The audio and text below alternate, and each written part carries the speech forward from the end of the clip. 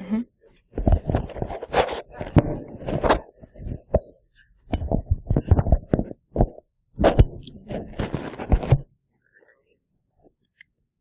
Just give it a quick test.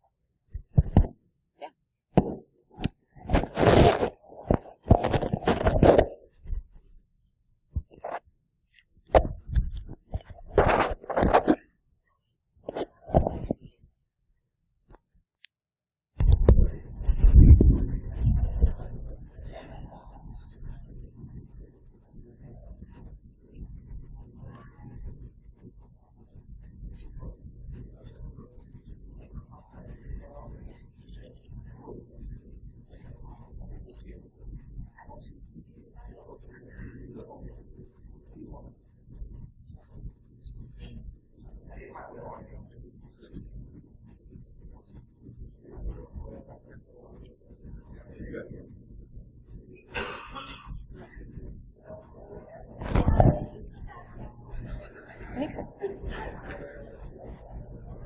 Yeah, for that or okay.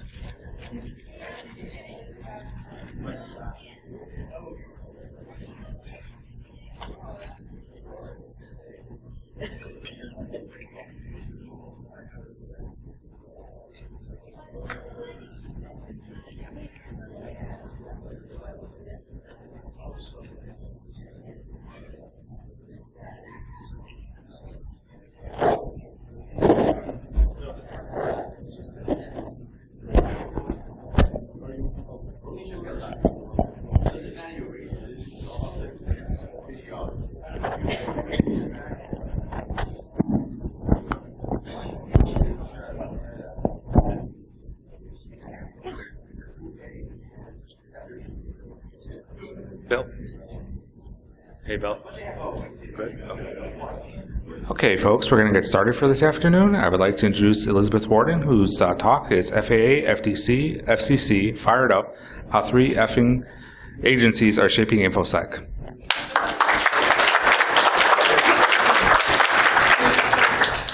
Thanks, Liz. Okay. Getting used to the mic, so I apologize if the volume sounds very loud or not. Just tell me if you can't hear. But as the name and talk suggests, we're going to spend the next 25 minutes looking at how the FAA, FTC, and the FCC, 3 effing agencies, are impacting information security. And as Mo just said, my name is Elizabeth Wharton. I'm an attorney who works in transactions and public policy. And so I always laugh, I am an attorney, I am not your attorney. While I'm a lawyer, I'm not going to help you solve the mystery of what grits are. I'm not going to represent you. I'm not going to necessarily talk about utes. Instead, I've been working for the past 12 years in the public policy arena. Started off in Washington, D.C. as a legislative aide to a member of Congress from Georgia, helping him on technology issues. Then went to law school and practiced in the information security technology startup space, helping companies get off the ground, as well as working with the Georgia Technology Association of Georgia and serving as a liaison on public policy issues. I've also worked in-house with an information security startup that tended to have, that liked to cause trouble, shall we say, and worked on getting them out. But, as we start looking at the Federal Aviation Administration, the Federal Trade Commission, and the Federal Communications Commission, really, why do we care? Why have they suddenly picked up an interest in information security, data privacy? And really the best way to say it is they want to be beltline ballers.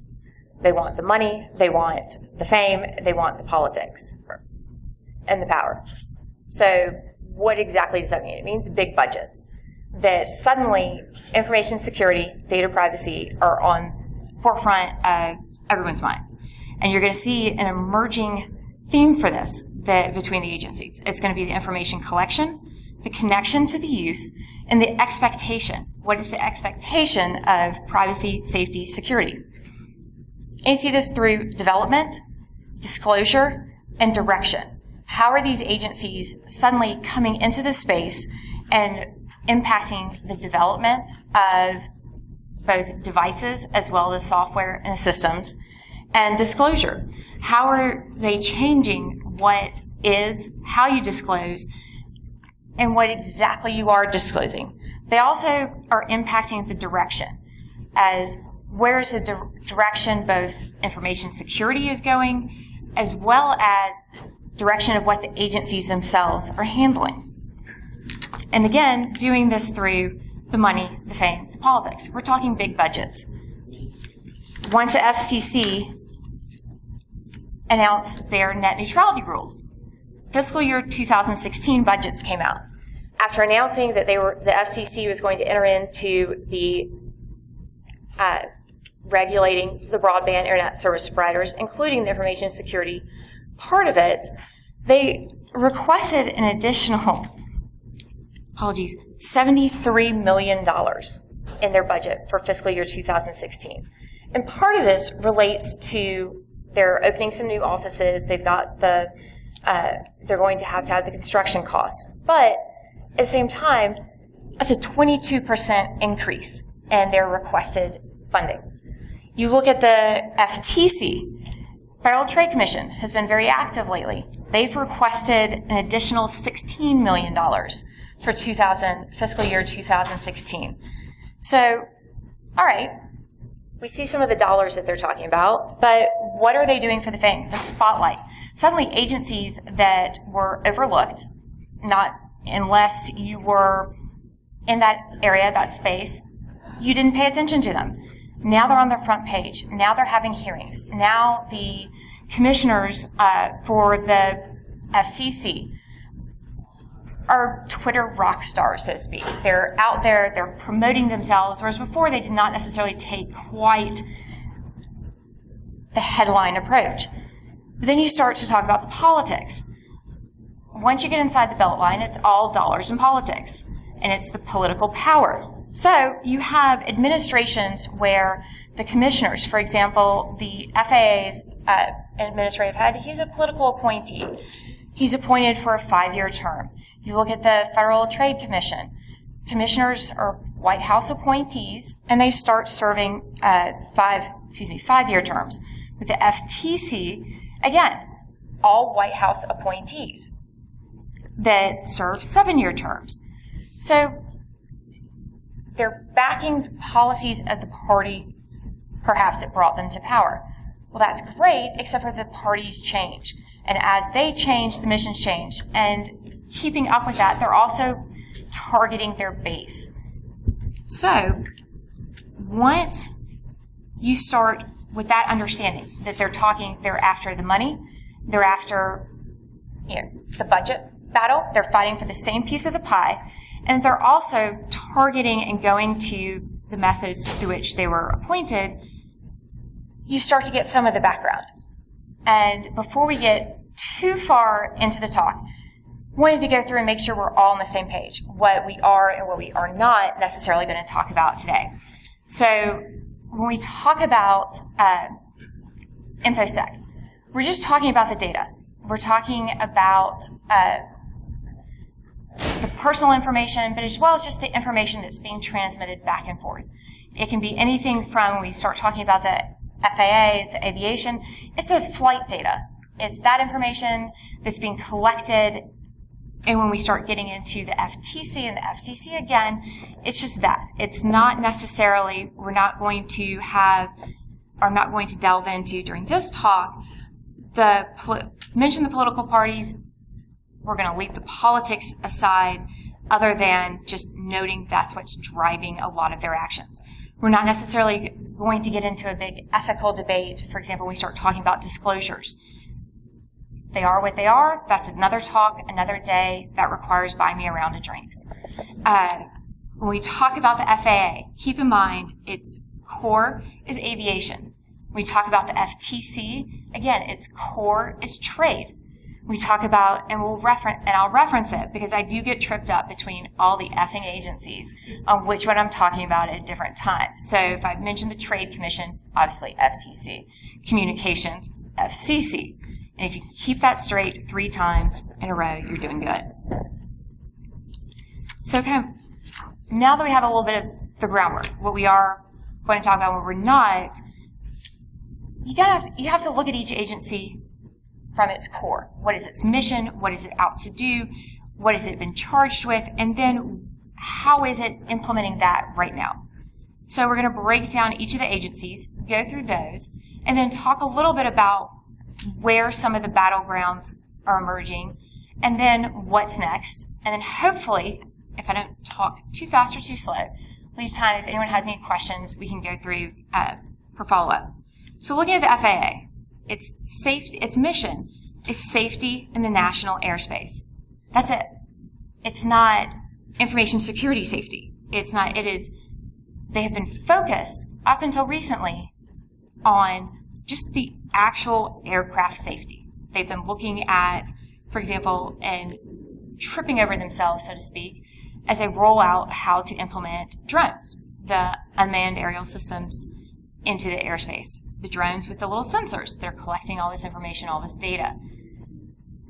That's still in the works. But as the GAO released a report back earlier this year, you heard about, well, what about the safety? What about all this? What about the security of this information, the security of the systems, the planes themselves, and all of the data that is going back and forth?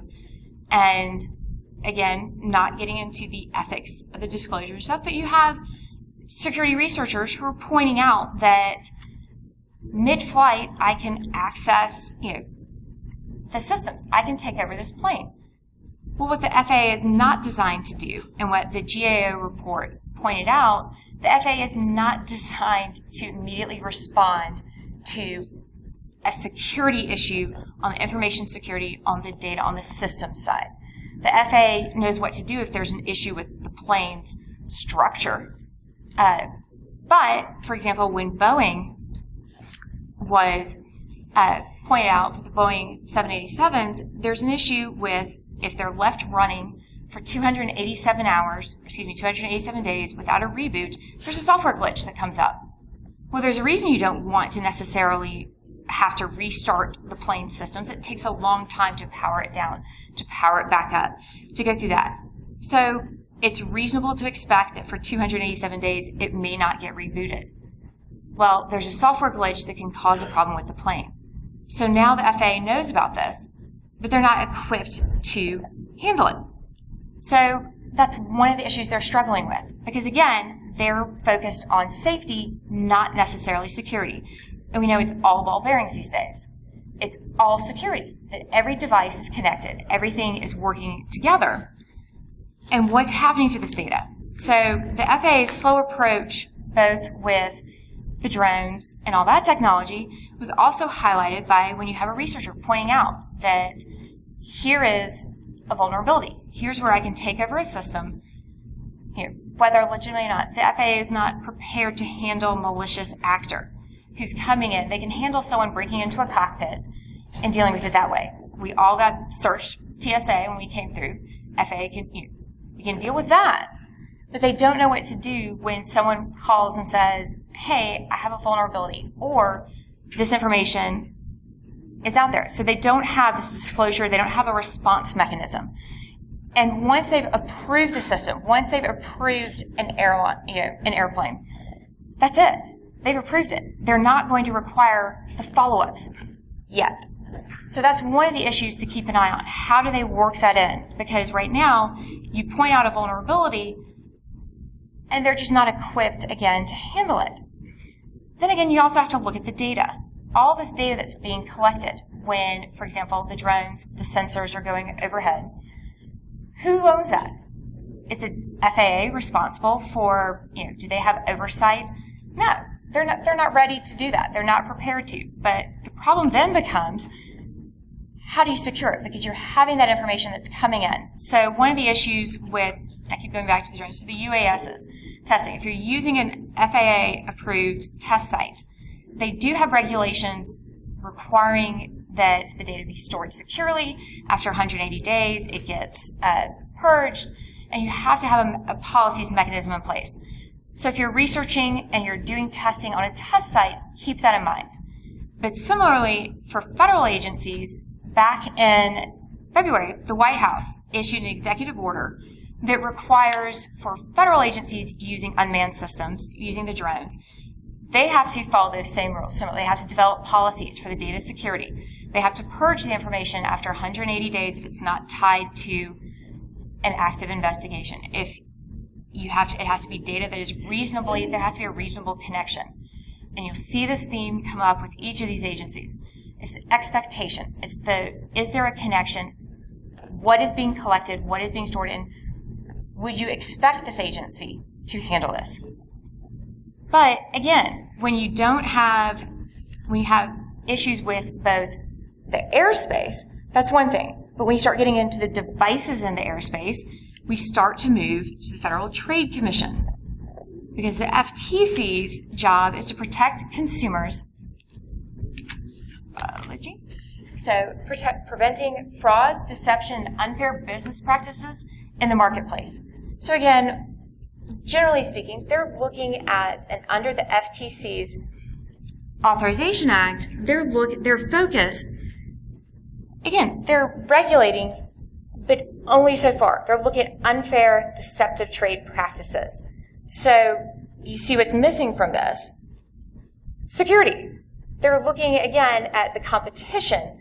They're not, again, focused on this. So while they've tried and they've been working on it, again, it's a bit of a stretch. No one's sure exactly how they're supposed to enact this. And what they've been doing is they've been looking at, for example, they released in January their Internet of Things report, looking at development and protection of devices as they're connecting.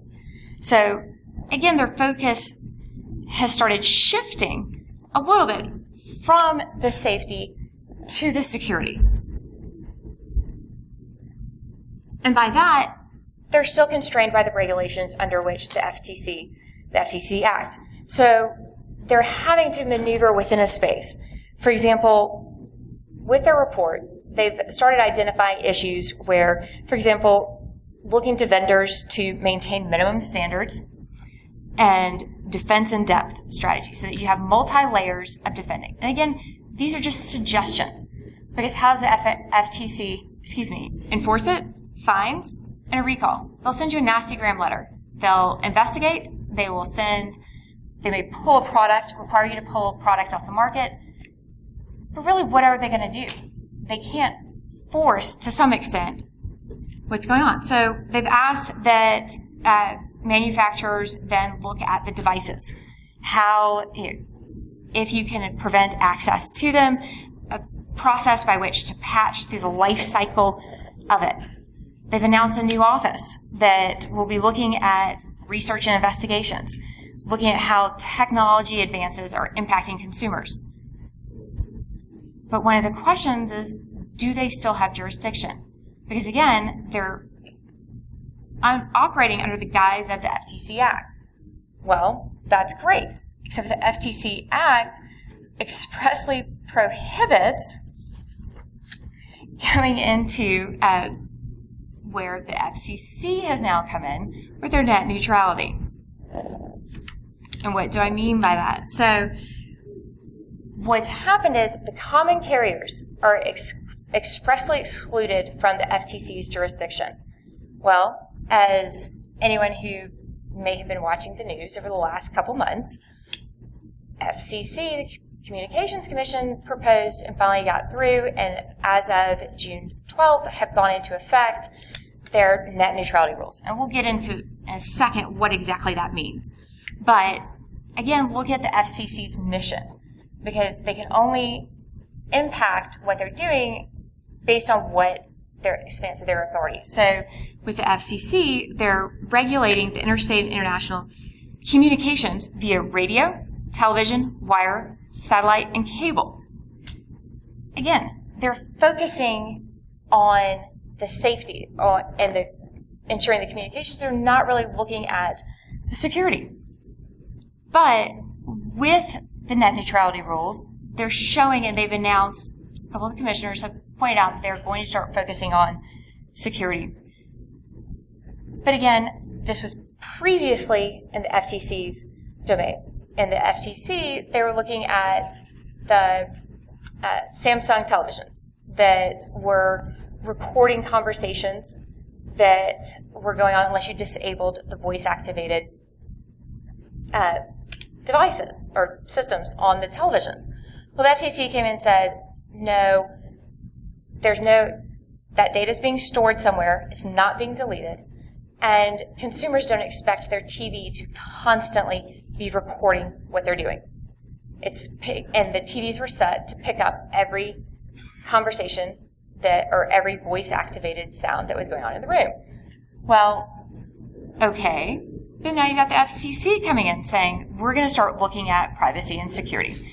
So FTC instigated a $25 million fine against AT&T for call center data. And with that, they were looking at what, again, did you allow access to the systems? Did you, in that case, personal information was allowed to the call center. Well, okay, that was transmitting personal information, but that's great. What about this whole net neutrality thing? And it impacts wireless and fixed broadband service providers. What is an ISP? Pardon my graphic skills, but AT&T, Verizon, Google Fiber, Comcast, Cox, Time Warner, if you're providing the services, you're an internet service, you're a broadband provider, and you fall under net neutrality. You're not an ISP if you're Netflix, if you're Facebook, perhaps. Google is a search engine, YouTube, the VoIP services. Where it gets interesting is Facebook announced in the last week that they have drones that are ready to deploy that will be able to provide internet services. Well, by doing so, that's going to start putting Facebook as an ISP provider under net neutrality. With net neutrality, you have to be upfront. You have to say, these are the pricing policies, these are the data speeds, this is everything we have. That there's no throttling, there's no slowing down, giving priority. But again, it's just the internet service providers, and it doesn't get to that last mile. It also doesn't get to the edge services. So by Facebook operating the drones and then leasing them out, does it somehow put them as an ISP provider under net neutrality?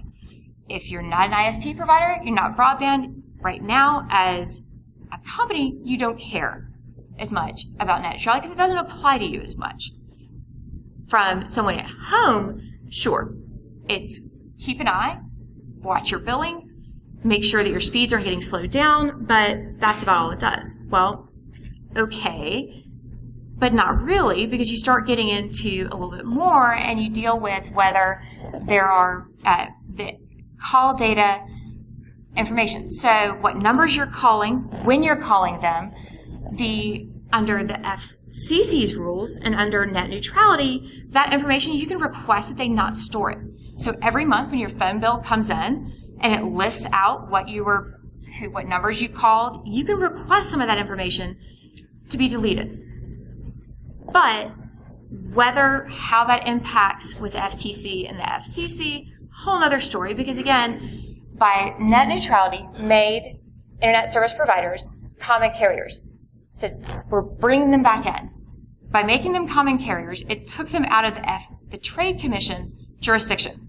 Trade Commission Act expressly says, nope, we're not, we have no authorization over common carriers. Well, great. So now we know what happens to your call data at the beginning if it's FCC. But what about the data privacy? What about the information that's being transmitted? And if you're doing research, how are you able to then go? So really the FAA, FTC, and FCC essentially aren't equipped to handle what happens when malicious actors, when you're doing research and you report something.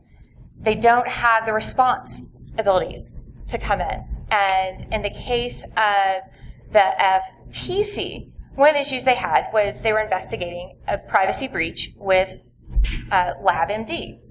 LabMD's, a vendor came, found 10,000 patient records on the internet. They're investigating them. They go, great, but information, again, came through a vendor. Through further investigation, there's allegations, and currently the Department of Justice is looking into it. The vendor was the one who actually released the information. So you've got that FTC investigation underway. A vendor who had legitimate access to the information, put the documents, leaked them online. And FTC doesn't have a response mechanism to pull it back.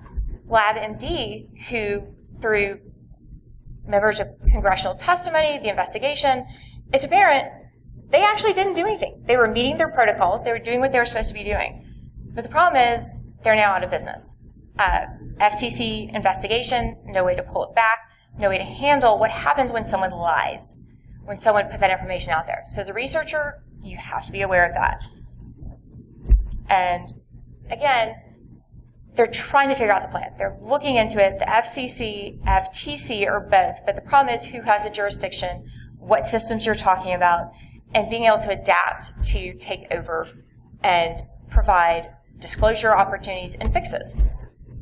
So I think we're just about out of time. So if anyone has any questions, happy to go through anything or highlight, talk about it afterwards.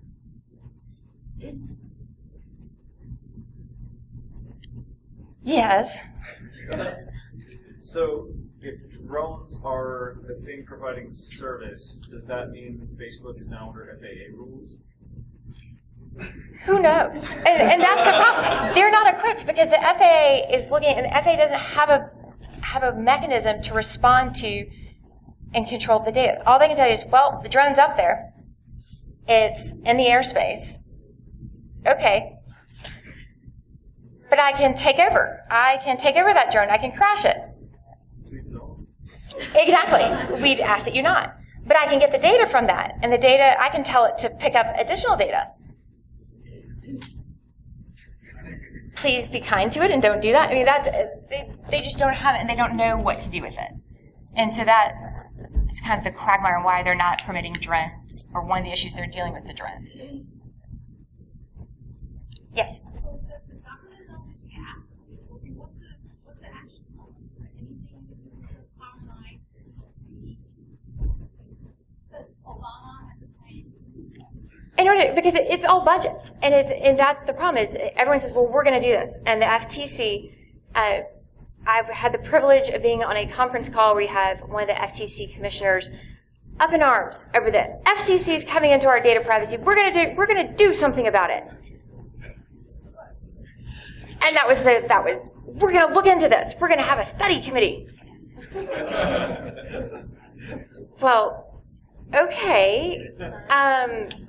But again, if I've done research and I want to know what can I do? Can I research this? Can I look into this? And they don't know. It's the gap that they have yet to close. It's the mountain they haven't climbed yet. Is there any existing case law defining boundaries between the different agencies more clearly? When you talk about something like FCC is definitely focused on communication, well, there's communication going on, but I know the FAA also gets some control of communication in respect to airspace, and communication across the air control towers and